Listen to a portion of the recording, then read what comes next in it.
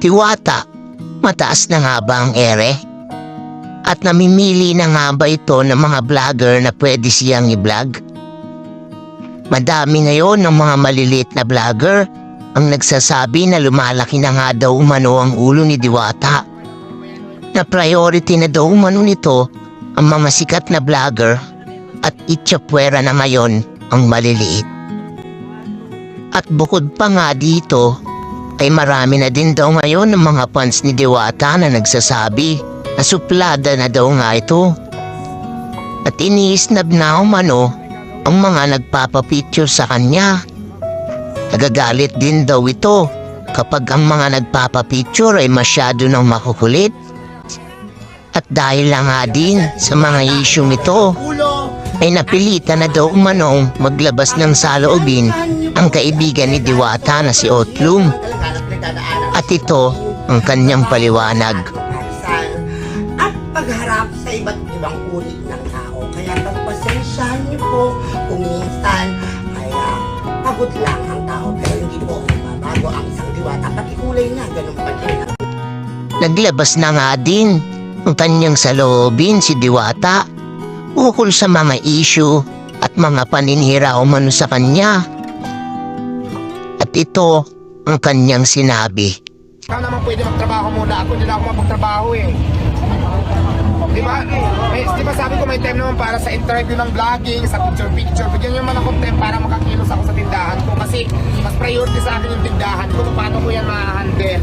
Kung dyan na lang ako nakaharap sa camera nyo. Tama po ba? Hindi ko naman asikaso. Hindi ko alam kung may nangungupit na. Hindi ko alam kung anong kulang. Tama. Every time na pupunta ako dyan, wala, nandiyan na lang kayo. Gusto nyo kayo nakaharap na ako sa camera nyo. Pag hindi ka na bigyan, galit kayo. Sasabihin masama ang ugali.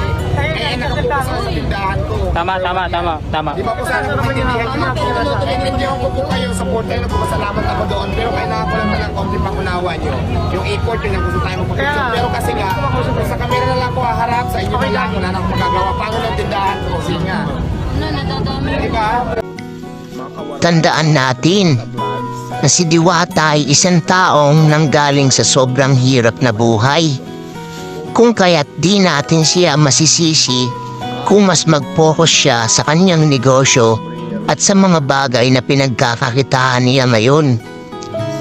Kaya naman sa aking palagay, tama lamang na i-priority ni Diwata ang kanyang negosyo. At bukod pa nga dito, napakadami na rin niyang pinagkakaabalahan. At kaya naman, mahalata natin sa kanyang mukha na laging pagod at stress ang taong ito. Kaya siguro naman ay marapat lamang na bigyan natin siya ng kahit konting pahinga.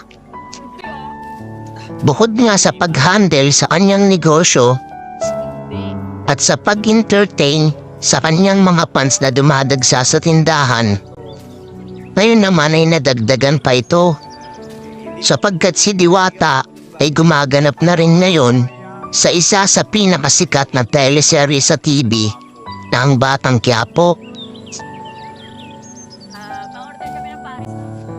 Sa mga taong nanghusga kay Diwata, dapat magsuri tayo ng mabuti bago tayo manghusga. Yung karanasan sa buhay. Alalahanin natin na si Diwata ay bago pa lamang sa ganitong buhay at hindi pa sanay sa kasikatang kanyang natatamasa ngayon. Sa akin na, alam mo yung Kung ikaw ang tatanungin, nilalaban ko ano sa iyong palagay?